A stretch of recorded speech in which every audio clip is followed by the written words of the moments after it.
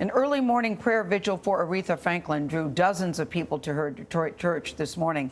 Parishioners and community members have been visiting the new Bethel Baptist Church to offer their prayers for the legendary singer, who is said to be under hospice care at her home. Vladimir Duthiers of our streaming network, CBSN, is inside the church. Vlad, good morning. Good morning. It was right here in this church where a young Aretha Franklin found her soul through the power of gospel music. She began singing for the congregation here when she was just a teenager, and I just want to give you a sense of how important this church is to her and how important she is to the church.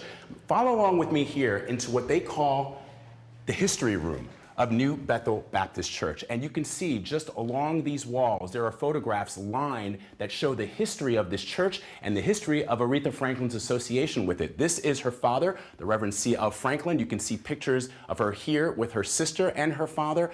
There are historical pictures here. There is the Reverend C.L. Franklin with Coretta Scott King, the widow of Dr. Martin Luther King. And right above that, you can see photos of Aretha Franklin performing right here at this church. Now, I had an opportunity to speak to the current pastor of the church, Robert Smith Jr. Take a listen to what he had to say.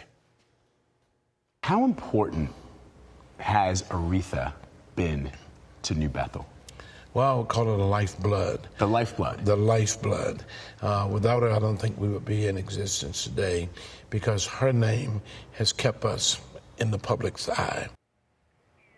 The pastor tells us that Aretha has returned to the church over and over to perform, to host events. One annual event she hosts lasts 3 days and includes musical performers and meals for the church community. And get this, we just had an opportunity to speak to Miss Franklin's secretary coordinator. She tells us she spoke to Miss Franklin, as she's known in the neighborhood where she grew up.